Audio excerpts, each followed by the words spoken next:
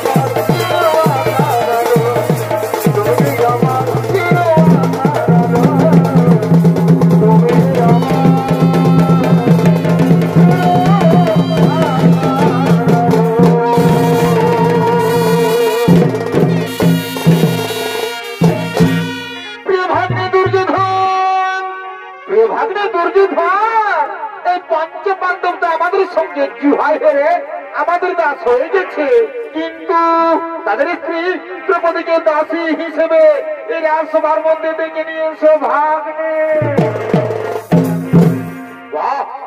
চমৎকার মামাশ্রী, চমৎকার, ঠিক বলেছেন মামাশ্রী, তাই হবে মামাশ্রী, তাই হবে। রাধিকামি, তুমি শীঘ্র চলে এসে রাজসভা।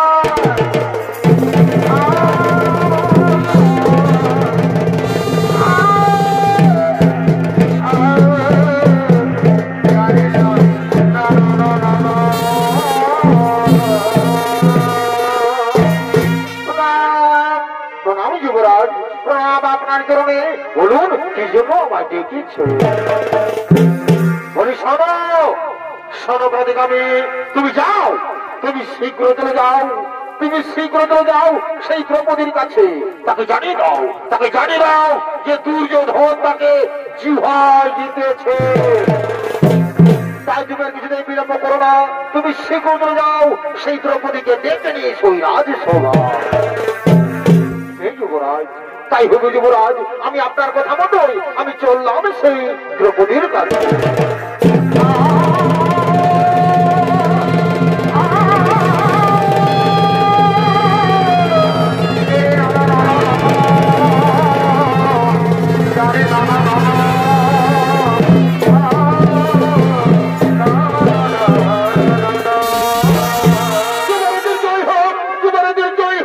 যুবরাজের জয় হোক।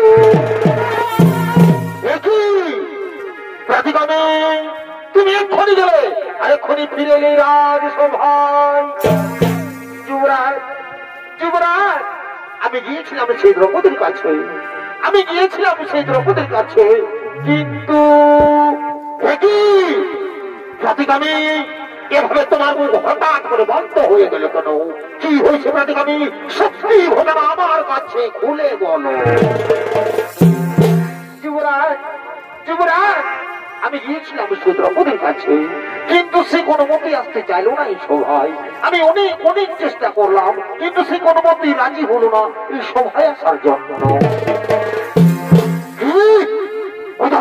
অহংকার যে দুর্যোধনের কথা আসতে চাইল না, সে বোধ এখনো পর্যন্ত এই যুবরাজ দুর্যোধনকে জানে না। যে দুর্যোধনের কথা অমান্য করে, তাকে দুর্যোধন শাস্তি দেয়।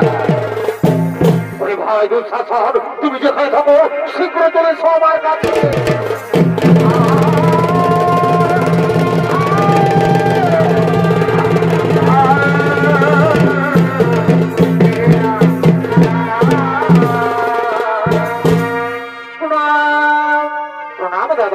প্রণাম দেব চরণে। বলুন কি জন্য আমাকে আবার ডেকেছে? হ্যাঁ হে দুঃশাসন, তোমাকে আমি আবার ডেকেছি। তুমি কি জানো দুঃশাসন, সেই দ্রৌপদী নাকি আমার কথাটা আসতে চাই না এই সভায়। আমি তার জন্য তোমাকে ডেকেছি দুঃশাসন, আমি তার জন্য তোমাকে ডেকেছি।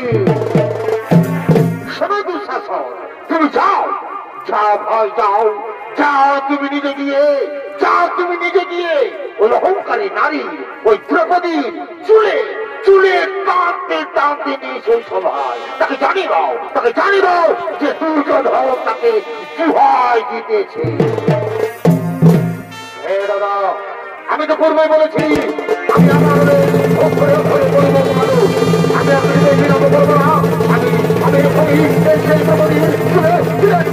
টানতে নিয়ে আসবো।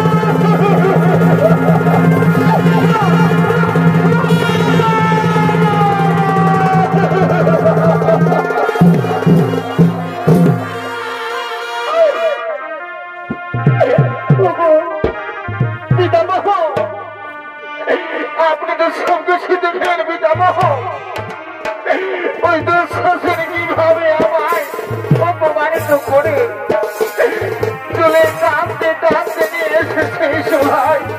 পিতামহ আপনি তো করে নিলে না পিতামহ, না এভাবে আপনি তো করে নিলে না পিতামহ।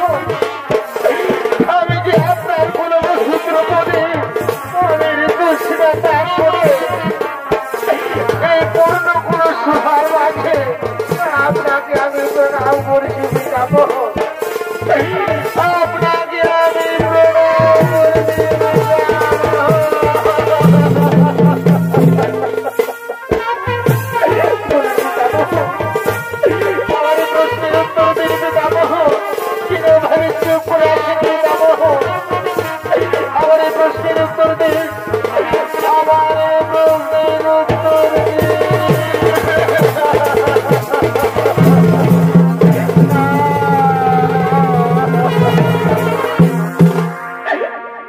বিধিগণ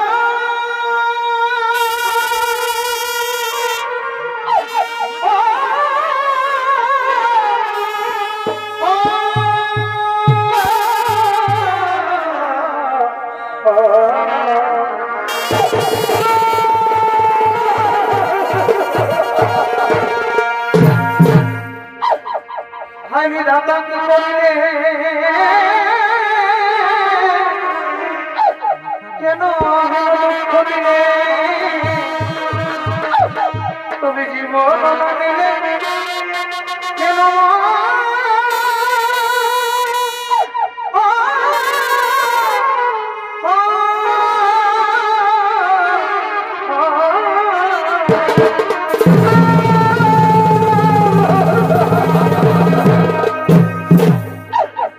আমি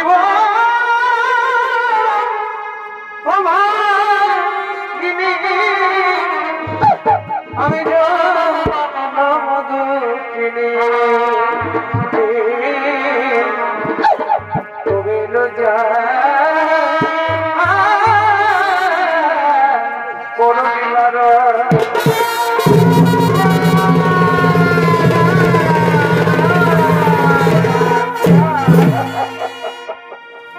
পারি না আমি অপমান সহ্য করতে আমি আর পারি না এই দুঃখ যন্ত্রণা সহ্য করতে আমি যে আর পারি না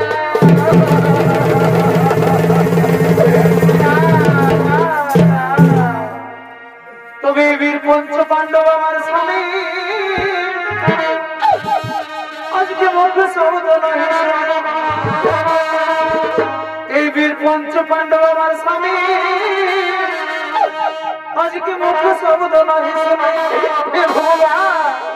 আজকে দুর্দশা ঘটিল আমার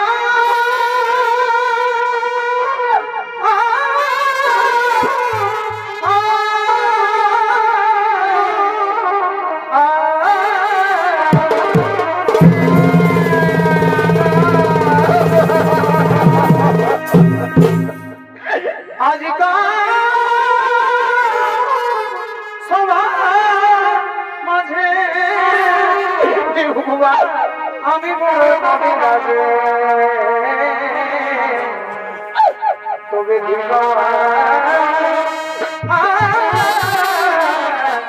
পঞ্চমী বনে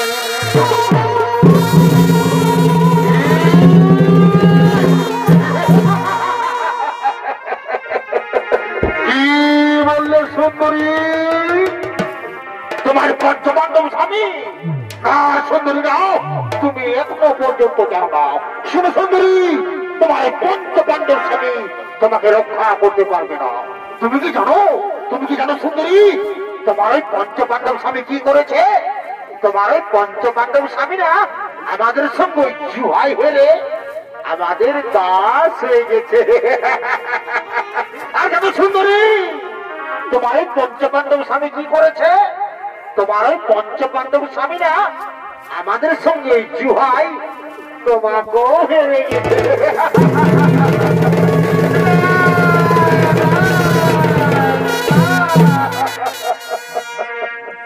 এইগুলো সবার মাঝারে আমার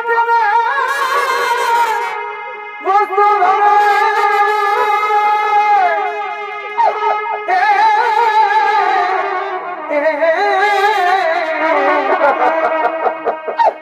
এই কুলাঙ্গার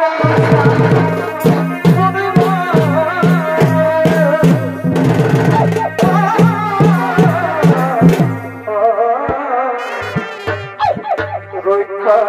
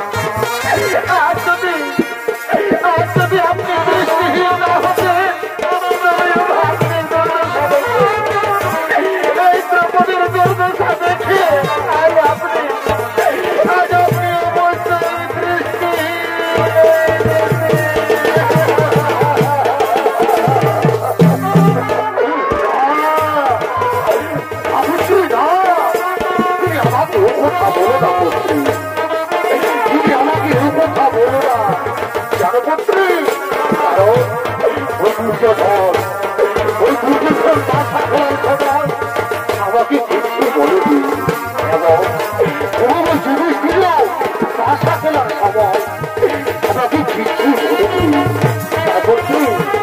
তুমি আমাকে কিছু বলো না বলছি, তুমি আমাকে কিছু বলো না, তুমি আমাকে কিছু বলো না।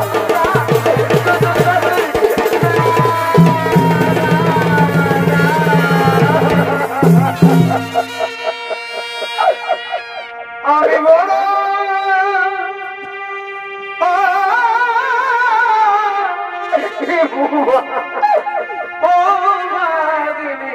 দয়া আমার দুঃখে সীমানা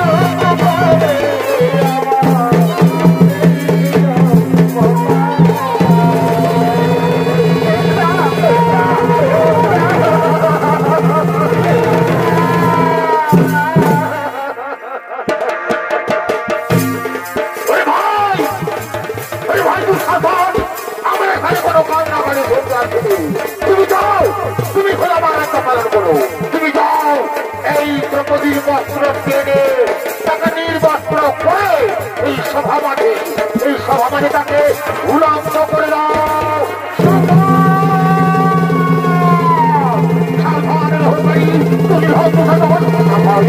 তুমি শান্ত হয়ে যাও, তুমি শান্ত হয়ে যাও।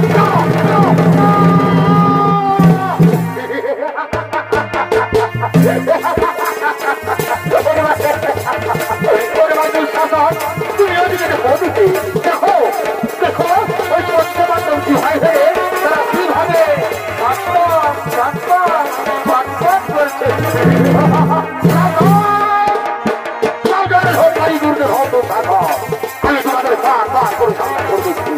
আমি তোমাদের বারবার করে সাবধান করে দিচ্ছি, এই সতীর গায়ে হাত দেবে না।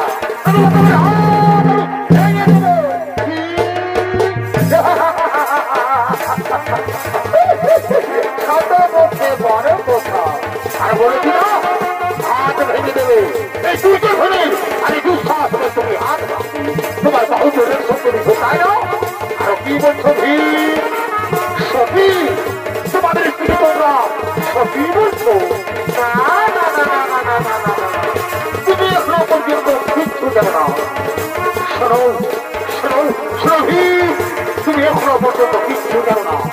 যে নারী 5 স্ত্রী হয়ে থাকে, সেই নারীকে কোনোদিনও সতী বলা যায় না। তাকে কি বলে জানো? তাকে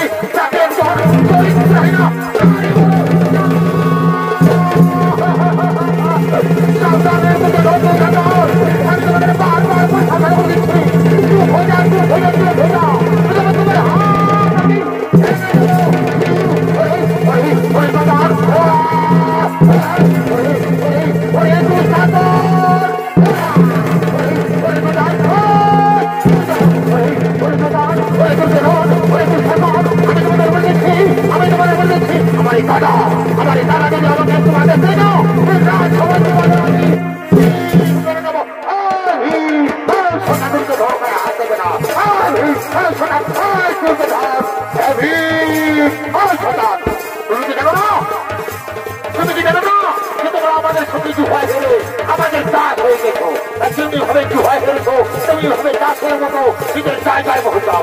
সন্তান আর আমাকে ঘটা দেখাই, এই দুটো ধরে ঘটা সন্তান দাসের মতো নিজের জায়গায় বসে যাও। যাও যাও বসে যাও, সাবধান দুটো তুমি কি এভাবে ছটপট করছো? তুমি কি জানো না তোমরা আমাদের সঙ্গে জুহাই হেরে গেছো? যেমনি ভাবে জুহাই হেরেছো তেমনি ভাবে দাসের মতো নিজের জায়গায় বসে যাও। যাও বসে যাও, বসে যাও, বসে যাও। সন্তান কথাবার বসে যাও। আর শোনো শোনো দুঃশাসন, তুমি এখন আমার একটা পালন করো। তুমি যাও এই দ্রৌপদী বস্ত্র টেনে তাকে নির্বস্ত্র করে এই সভামানিটাকে উলঙ্গ করে দাও। এই সভামানিটাকে উলঙ্গ করে দাও দুঃশাসন, এই সভামানে তাকে উলঙ্গ করে সন্তান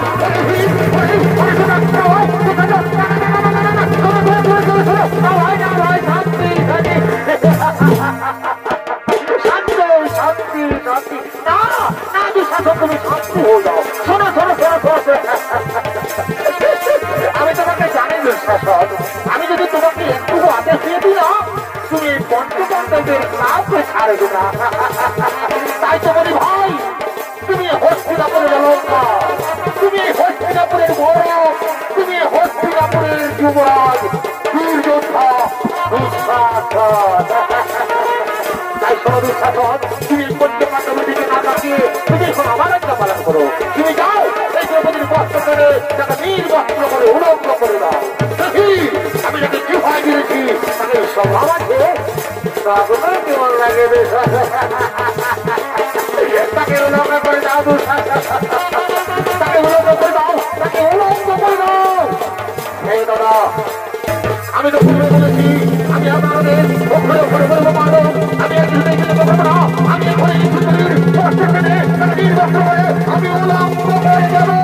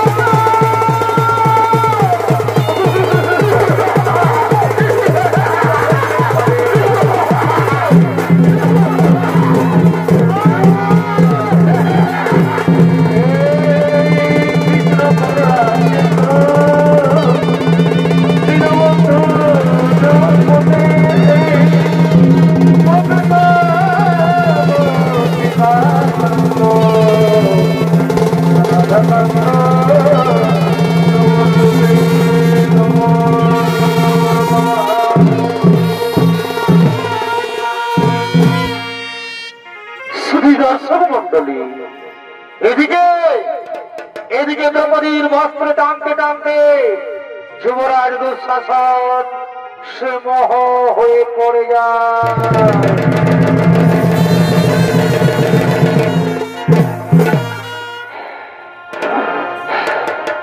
কারণ সত্য যুগে একদিন গর্গমণি গঙ্গা জলে স্নান করছিল। এমন সময় সে গর্গমণি গঙ্গা জলে স্নান করতে করতে তার গায়ের বস্ত্র জলের মধ্যে ভেসে যায়। সেই সময় গর্গমণি সেই জলের মধ্যে উলঙ্গ অবস্থায় দাঁড়িয়ে রয়েছিল। তার বাঁচার কোন উপায় ছিল না। সে লজ্জায় সে অপমানে কিছুতেই জলের থেকে উঠতে পারেনি। কিন্তু ভগবানের লীলা, এমন সময় সেখানে দ্রৌপদী উপস্থিত হয়। সেখানে দ্রৌপদী পৌঁছে দেখতে পাই যে গর্গমণি জলের মধ্যে উলঙ্গ অবস্থায় দাঁড়িয়ে রয়েছে। সেই সময় দ্রৌপদী নিজেই তার একখানা বস্ত্র দিয়ে সেই গর্গমণিকে জলের থেকে উদ্ধার করেছিলেন। সেই সময় গর্গমণি এই দ্রৌপদীকে প্রাণ ভরে আশীর্বাদ দিয়েছিলেন। তাই শুধু দর্শক মন্ডলী, তাই সেই গর্গমণির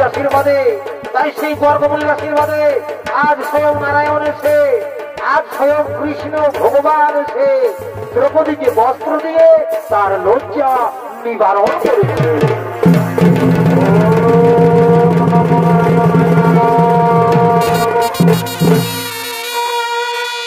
আর এদিকে সেই দ্রৌপদী কাঁদতে কাঁদতে হস্তিনাপুর নরেশ মহারাজ ধৃতরাষ্ট্রকে বলছে,